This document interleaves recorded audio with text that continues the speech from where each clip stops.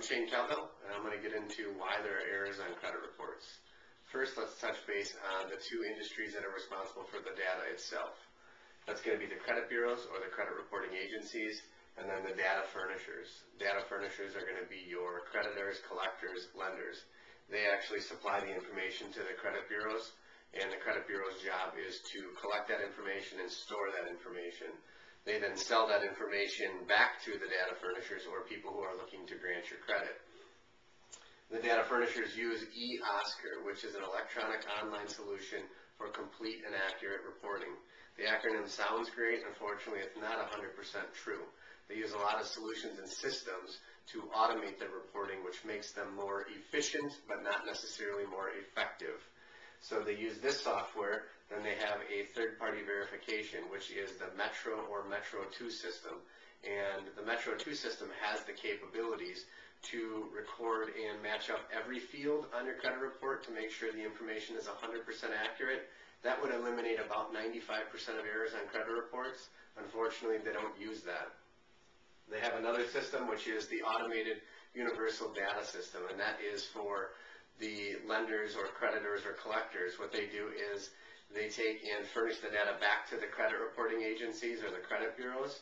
Usually they do it once a month, and you got to think about lenders or collectors or creditors, maybe have 50 million or even 100 million accounts that they're pulling off of their database, then running through this automated software, which then goes to eOscar or then to the credit bureaus. So they take the information off their software, take it to another software. Unfortunately, that's where a lot of errors come in, is because there can be mixed files just by that in itself. Let's say that your name is Mike Jones, and there's another Mike Jones who has gone through a rough divorce, and unfortunately his home went into foreclosure, and the bank is reporting that, but your name is both Mike Jones, maybe 6 of your social security numbers match. That may be enough on their calculations to be able to populate that on your credit report. So now, even though you have a perfect payment history and never had any problems, you could actually have this other Mike Jones foreclosure reporting on your credit report. And it's going to stay there until you try to do something to get it off. So you can see where their automated solutions do definitely make them more efficient, but they absolutely do not make them more effective. Now I'm going to touch base on the information that's actually in your credit report and what your credit report is composed of. That's going to be your demographics, which is going to be your name, your address, your date of birth, social security number, phone number if available. On the address field, there's going to have your current address, and then there's also the ability for the credit bureaus to collect up to 2 previous addresses. You're also going to have your employment information. That's going to be your current employer, and they may list all of your previous employers or only a few, depending on how many of them you've had. Then the next field is going to be the public records.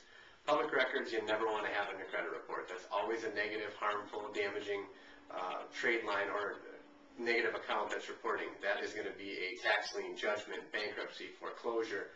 Those things will be in the public records section. Then there is collections and trade lines. Sometimes these two are put in the same fields. Other times they are actually separated into their own sections. Collections are going to be also like public records, always negatively reporting, always hurting your credit report. These could be things like medical bills that unfortunately did not get paid, went to a collection company or to in-house collections. Maybe it was a account with a bank or a lending institution that was not paid, and they charged that debt off, and it then was sold or transferred or sent to their in-house collection department. Or maybe student loans that you're not able to pay on right now, tough economic position, weren't able to get a job, and that account ended up in collections. So those are going to be your collections accounts. And then you have actual trade lines, which are going to be,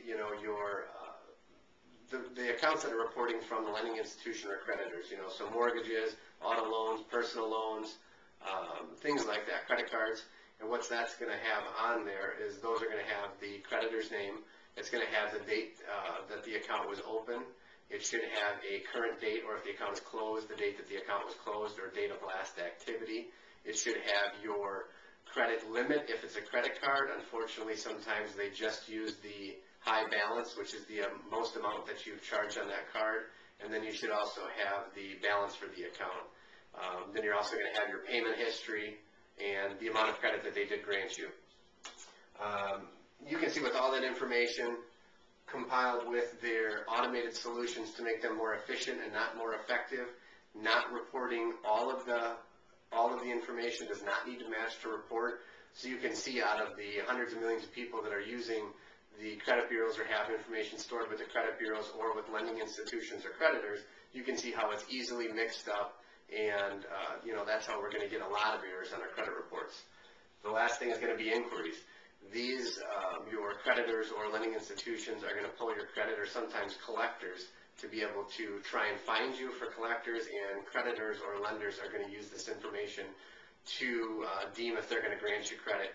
But they pull your credit, which they request from the credit bureaus, but themselves or other data furnishers actually populate that information.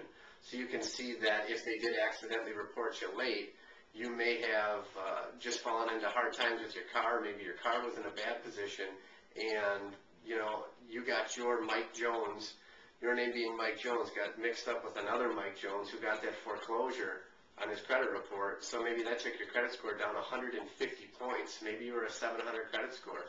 Now you're just a 550. And at 550, now you're not going to qualify for the interest rate. Maybe at 700, you qualify for 0%. And now, instead, you're going to be 28 or even 30% interest on the car. So now, you don't have time to wait. You can't do anything to fix that overnight. So you just kind of jump into this loan, and now you're paying over $600 a month when your payments should really be $250. So you can see why we have errors on our credit reports, and you can also see the extreme damage that errors on your credit report can cause.